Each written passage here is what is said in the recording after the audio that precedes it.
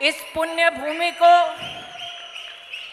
आज प्रणाम कर हम सब की ओर से श्रद्धा सुमन अर्पित करती हूं, जो आज इस भव्य मंच पर विराजमान नहीं, लेकिन जिन्होंने अपने जीवन में संगठन को सशक्त करने, प्रदेश और देश को विकास की राह पर ले जाने के लिए अपना योगदान दिया, ऐसे स्वर्गीय उमेश जी और युवा और जुझारू नेता प्रवीण जी को इस मंच से श्रद्धांजलि अर्पित करती हूं, उनके चरणों में नमन करती हूं। आज भारतीय जनता पार्टी का यह गौरव है कि इस मंच पर यशस्वी प्रदेश अध्यक्ष नलिन जी के साथ ಕುರಿ ಮೇಕೆ ಸಾಕಾಣೆ ಮಾಡಿ ವರ್ಷಕ್ಕೊಂದು ಕೋಟಿ ಸಂಪಾದನೆ ಮಾಡಬೇಕಾ? ನಂಬಲ್ಲಲ್ಲ. ವರ್ಷಕ್ಕೆ 3 ಕೋಟಿ ಸಂಪಾದನೆ ಮಾಡೋರು ಹೇಳ್ಕೊಟ್ರೆ ಮತ್ತೆ ಯಾಕೆ ತಡ ಮಾಡ್ತಿದ್ದೀರಿ? ಫ್ರೀಡಮ್ ಆಪ್ ಡೌನ್ಲೋಡ್ ಮಾಡಿ. विराजमान है हमारे वरिष्ठ नेता, मार्गदर्शक एवं पूर्व मुख्यमंत्री आदरणीय येडियुरप्पा जी। हमारा ये गौरव है कि इसी मंच पर विराजमान है पूर्व मुख्यमंत्री श्री सदानंद गौड़ा जी, और आज जो इस श्रेष्ठ भूमि को अपनी सेवा दे रहे हैं, ऐसे हमारे यशस्वी मुख्यमंत्री बोम्मई जी का भारतीय जनता पार्टी के सभी कार्यकर्ता और पदाधिकारियों की ओर से हार्दिक अभिनंदन एवं वंदन करती हूं। इस मंच पर भारतीय जनता पार्टी के केंद्र के मंत्री शोभा जी विराजमान हैं। इस मंच की शोभा बढ़ाते संगठन के वरिष्ठ नेता हमारे राष्ट्रीय महामंत्री सीटी रवि जी विराजमान हैं। युवा मोर्चा के राष्ट्रीय अध्यक्ष तेजस्वी सूर्या विराजमान हैं। लेकिन साथ ही इस मंच में आज समाविष्ट है प्रदेश की सरकार के कुछ ऐसे विशिष्ट मंत्री जिनको आप सबने अपना आशीर्वाद दिया है। ऐसे डॉक्टर सुधाकर जी, गोविंद जी, श्री रामुलू जी आदि हमारे सभी वरिष्ठ नेतृत्व को इस मंच से अभिनंदन देती हूं। आज आपने इस मंच पर हमारे विशिष्ट नेतृत्व का मार्गदर्शन प्राप्त किया, चाहे वो बोम्मई जी हो, चाहे नलिन जी हो, चाहे येडियुरप्पा जी हो या सीटी रवि जी, सबने भारतीय जनता पार्टी की विशिष्टता कार्यकर्ताओं के सामने प्रस्तुत की, इस अभिलाषा के साथ कि इस मंच से हम सब संकल्प करें कि आगामी चुनाव में इस पुण्य भूमि पर एक बार फिर कमल का फूल खिलेगा और पूर्ण बहुमत की भारतीय जनता पार्टी की सरकार आएगी। अगर ये संकल्प हम सब लेते हैं तो मुट्ठी भांज कर हाथ उठाकर बोलो भारत माता की। ये संकल्प का मंच है, ये संग्राम का मंच है। नलिन जी ने अपने भाषण में उल्लेख किया कांग्रेस पार्टी का, बोम्मई जी ने अपने भाषण में कांग्रेस पार्टी के नेतृत्व द्वारा प्रदेश में क्या दुर्दशा हुई नागरिकों की, उस पर भी अपनी चिंता व्यक्त की। लेकिन आज इस मंच को मैं संग्राम का मंच इसलिए कह रही हूं क्योंकि कांग्रेस पार्टी ने गांधी खानदान के राजकुमार उसके नेतृत्व में एक नया रूप धारण किया है। राष्ट्र के सम्मुख ये ढोंग किया कि भारत को जोड़ने की वो एक किवायद कर रहे हैं, एक प्रयास कर रहे हैं, लेकिन राष्ट्र को तोड़ने के उनके इरादे अब हिंदुस्तान के सामने जाहिर हो रहे हैं। आज पहले इस मंच से भारतीय जनता पार्टी के एक एक कार्यकर्ता को कांग्रेस पार्टी से पूछना चाहिए कि जब कांग्रेस पार्टी केंद्र में सरकार में थी तो इस प्रदेश कर्नाटका के साथ कांग्रेस पार्टी ने भेदभाव क्यों किया। आज आपको ये बतलाते हुए मुझे गौरव है कि जब भारतीय जनता पार्टी की सरकार केंद्र में आई तब नरेंद्र मोदी जी ने कर्नाटका को अपना आश्वासन दिया था कि जो पक्षपात कांग्रेस पार्टी ने किया वो पक्षपात अब नहीं होगा। डबल इंजन की सरकार का महत्व जनता समझ चुकी है और इसका परिणाम सुखद जनता के पास पहुंचेगा। इसलिए आज कांग्रेस के नेतृत्व से पूछना जरूरी है कि जब आपकी केंद्र में सरकार थी तब साल 2009 और 10 में फाइनेंस कमीशन के माध्यम से आपने कर्नाटक में मात्र 2000 करोड़ क्यों भेजा। आज भारतीय जनता पार्टी का कार्यकर्ता इस बात का गौरव कर सकता है कि केंद्र की कांग्रेस की सरकार के जाने के बाद, मोदी और भारतीय जनता पार्टी की सरकार बनने के बाद फाइनेंस कमीशन के माध्यम से प्रदेश में मात्र एक वर्ष में 5000 करोड़ रुपया अगर किसी ने दिया तो वो भारतीय जनता पार्टी की सरकार ने दिया। आज कांग्रेस पार्टी से पूछना चाहिए कि जब कांग्रेस पार्टी की सरकार थी केंद्र में तो कांग्रेस पार्टी की सरकार ने कर्नाटक प्रदेश में हाईवे और रोड बनाने के लिए कितना पैसा दिया। आज ये हमारा गौरव है कि हम भारतीय जनता पार्टी के कार्यकर्ता ये जानते हैं कि मात्र 2022 में प्रदेश में रोड और हाईवे बनाने के लिए 9700 करोड़ रुपया भारतीय जनता पार्टी की सरकार ने दिया। आज ये कहते हुए मुझे गौरव की अनुभूति होती है कि 2022-23 के अंत तक 20 ऐसे नए प्रोजेक्ट्स कर्नाटका में शुरू होने के लिए हम सब तत्पर हैं जो भारत सरकार के, मोदी सरकार के समर्थन में राज्य की सरकार और राज्य की जनता को दिए जाएंगे।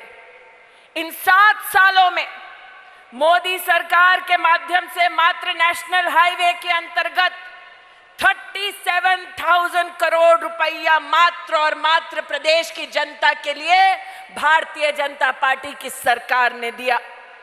भारत माला प्रोजेक्ट के अंतर्गत 1600 किलोमीटर के नेशनल हाईवे के प्रोजेक्ट 55,000 करोड़ की लागत से प्लान किए जा रहे हैं।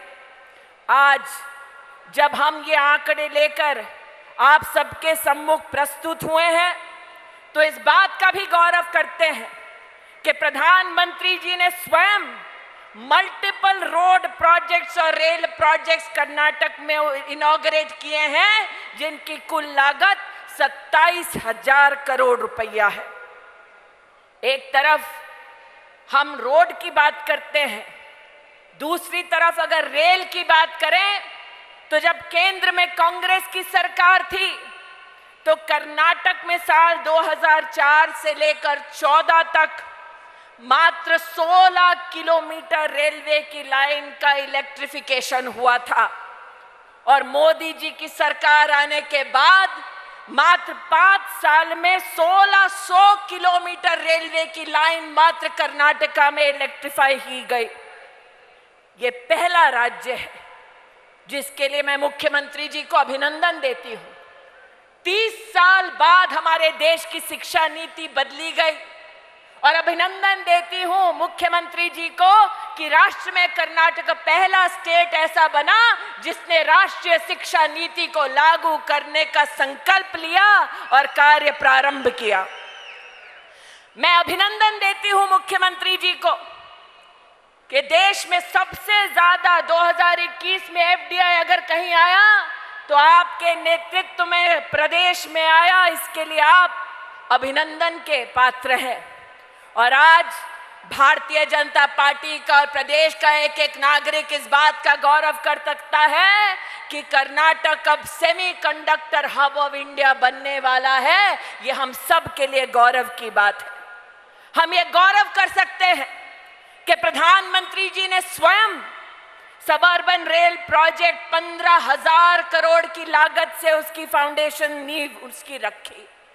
लेकिन बड़े बड़े प्रोजेक्ट्स के साथ जनता की छोटी छोटी दरकार पर हमारी सरकार न सिर्फ नजर रखती है, न सिर्फ चिंता करती है, बल्कि समाधान देती है। इन विविध कार्यक्रमों में से एक कार्यक्रम विशेष, मुख्यमंत्री जी आपका अभिनंदन करती हूं कि अमृता फार्मर प्रोड्यूसिंग ऑर्गेनाइजेशन के लिए आपने 750 गांव में हर ऑर्गेनाइजेशन को 30 लाख रुपए हर वर्ष देने का 3 साल का संकल्प लिया है ताकि हमारा किसान आगे बढ़े। अभिनंदन देती हूं प्रधानमंत्री जी को जिन्होंने सिल्क समग्र की स्कीम भारत सरकार की ओर से हमारे वीवर्स को, सिल्क सेक्टर को विशेष रूप से दिया ताकि इन 5 सालों में सिल्क का प्रोडक्शन जो 21% बना है, उस 21% के बढ़ाव के चलते बहुत जल्द कर्नाटका के आशीर्वाद से भारत सिल्क सेक्टर में आत्मनिर्भर बन जाएगा। इसके लिए कर्नाटक की जनता अभिनंदन की पात्र है। अभिनंदन दे रही हूं ये याद दिलाने के लिए कि कर्नाटक में विकास की गति थमे नहीं, इसकी जिम्मेदारी हमारी है। अभिनंदन कर रही हूं ये याद दिलाने के लिए कि जब कांग्रेस के पास केंद्र में कमान थी तो उन्होंने प्रदेश के साथ किस प्रकार से भेदभाव किया। अभिनंदन दे रही हूं क्योंकि ये भी बतलाऊं आपको कि आज भी कांग्रेस पार्टी की हालत ये है कि रस्सी जल गई पर बल नहीं गया।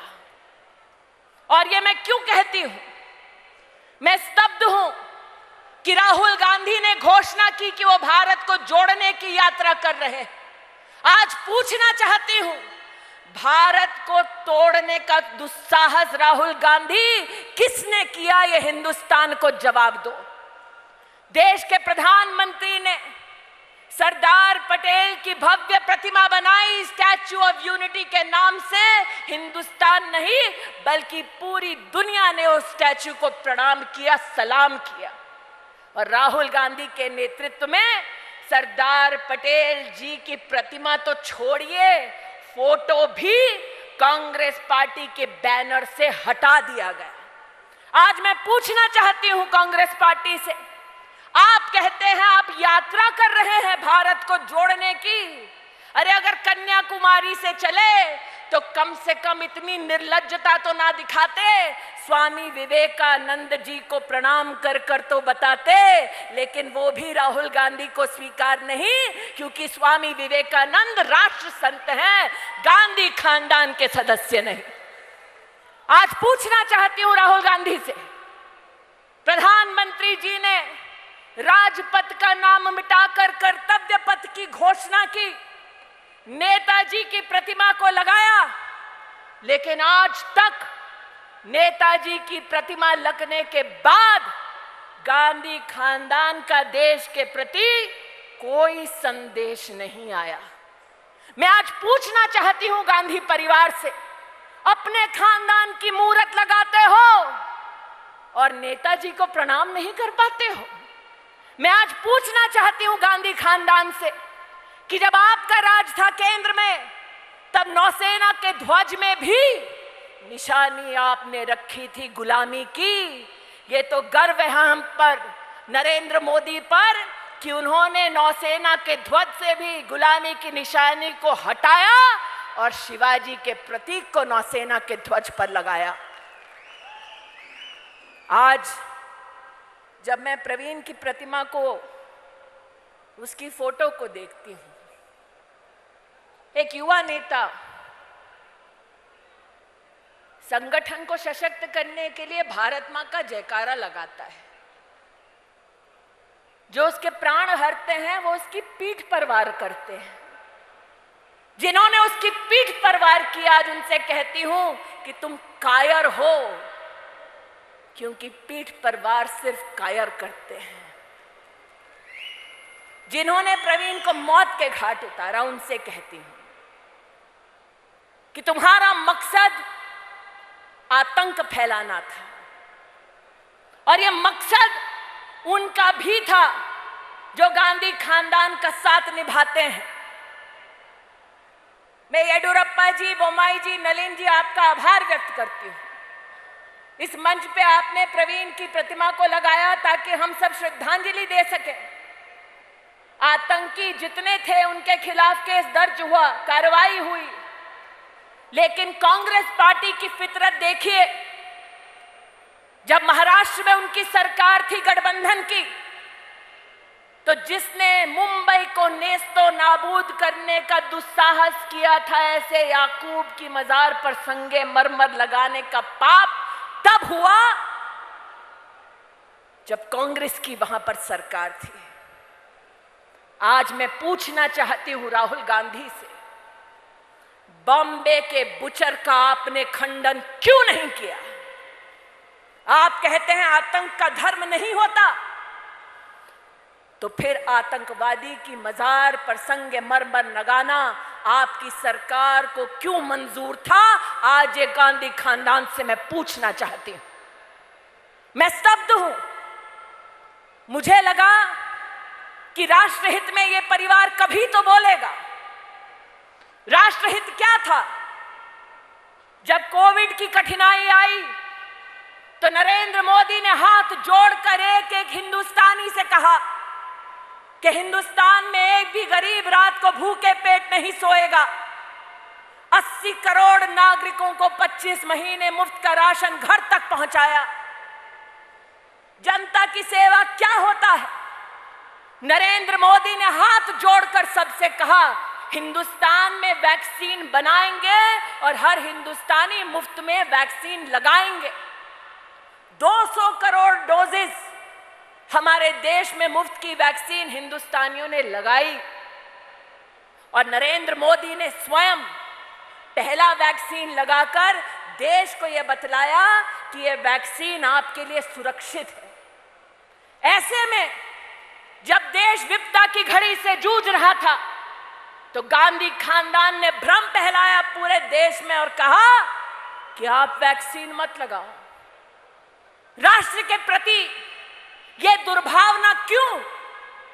नागरिकों के प्रति यह दुर्भावना क्यों? आज मैं राहुल गांधी से पूछना चाहती हूं। मैं स्तब्ध हूं।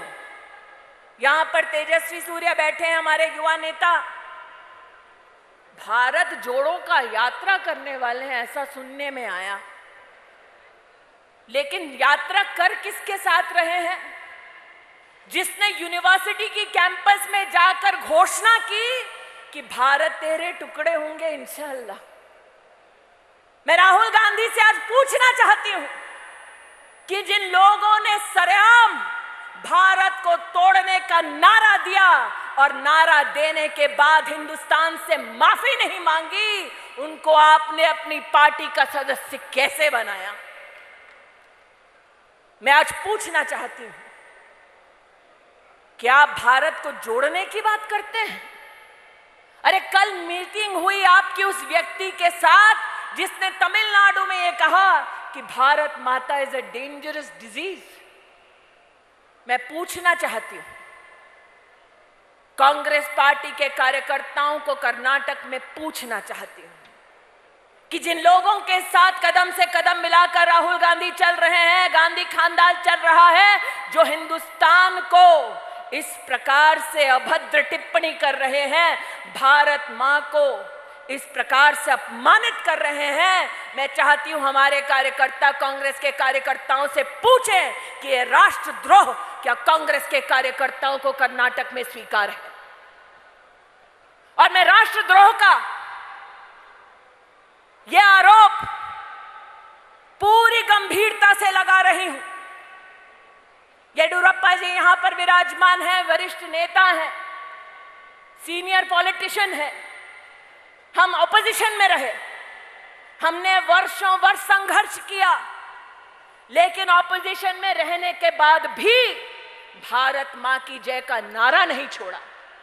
हम ऑपोजिशन में रहे वर्षों वर्ष, हमारे नेताओं ने कभी भी भारत मां के टुकड़े होंगे ऐसा एक स्वर नहीं निकाला। लेकिन येडियुरप्पा जी, आई एम शॉक्ड। कल राहुल गांधी ने सार्वजनिक ये कहा दैट मैं पहले पॉलिटिकल पार्टी से लड़ता था, अब इस यात्रा में I am fighting the Indian state. मैं पूछना चाहती हूं गांधी खानदान से, सत्ता आती है जाती है, अरे सत्ता तो इंदिरा गांधी की भी गई थी, लेकिन इंदिरा गांधी ने कभी भी हिंदुस्तान के खिलाफ जंग नहीं छेड़ी। आज तुम्हारे उस बेटे ने हिंदुस्तान के खिलाफ जंग छेड़ी है, तो राहुल गांधी भी कान खोलकर सुन ले, जब तक एक एक हिंदुस्तानी में प्राण है, हिंदुस्तान न टूटेगा। और हिंदुस्तान के खिलाफ तुमने जो जंग का ऐलान किया है, हम सब मिलकर तुमको धूल चढ़ाएंगे। मैं स्तब्ध हूं। सत्ता का मोह ऐसा that you declare a war against the structure of the Indian state, और कांग्रेस पार्टी के किसी नेता के मुंह से एक आवाज नहीं निकली। इसलिए आज मैं आपसे कहने आई हूं कि मात्र संकल्प का मंच नहीं है, यह संग्राम का मंच है। राहुल गांधी और गांधी खानदान कितने विवश हैं, सत्ता के लिए कितने भूखे हैं कि वो इंडियन स्टेट के खिलाफ भी जंग छेड़ सकते हैं, ये आप देख सकते हैं। और जाते जाते याद दिलाना चाहती हूं, इस मंच पर आज कारीगरों का सम्मान किया, हैंडलूम के वीवर का सम्मान किया, एक दलित नेता का सम्मान किया, एक आदिवासी भाई का सम्मान किया। और मैं अभिनंदन देती हूं कि यह सम्मान मात्र इस मंच तक सीमित नहीं, बल्कि आदिवासी समुदाय में से पहली बार राष्ट्रपति अगर किसी पार्टी ने बनाया तो वो भारतीय जनता पार्टी ने बनाया। एक महिला को राष्ट्रपति बनाया, कांग्रेस पार्टी ने उसका विरोध किया, और जब महिला राष्ट्रपति बनी तो द्रौपदी मुर्मू जी के प्रति अपमान भरे शब्दों का इस्तेमाल गांधी खानदान के आदेश पर उनके चमचों ने देश की संसद में और संसद के बाहर किया। इसलिए कहना चाहती हूं, यह मात्र समाधान और संकल्प का मंच नहीं है, यह संग्राम का मंच है। अगली बार राहुल गांधी इस प्रदेश में आए तो उससे पूछना कि तुम किसके साथ घूम रहे थे तमिलनाडु में, जिसने कहा कि इस मिट्टी पर पैर मत रखो वरना बीमार हो जाओगे। तुम किसके साथ घूम रहे थे यात्रा में, जिसने कहा हिंदुस्तान के टुकड़े होंगे। अरे तुम किसके मजार पर संगमरमर लगवा रहे थे, जिसने 250 हिंदुस्तानियों को मौत के घाट उतारा। ये एक एक सवाल का जवाब कांग्रेस पार्टी को इस प्रदेश में देना होगा, और ये जवाब आप लेकर रहेंगे, कांग्रेस पार्टी के इरादों को नेस्तो नाबूद करेंगे। आज यही अपना विश्वास जताते हुए अपनी वाणी को विराम देती हूं। जय हिंद, जय भारत, बोलो भारत माता की। न्यूज फर्स्ट, प्रतीक्षणा निम्नदिगे।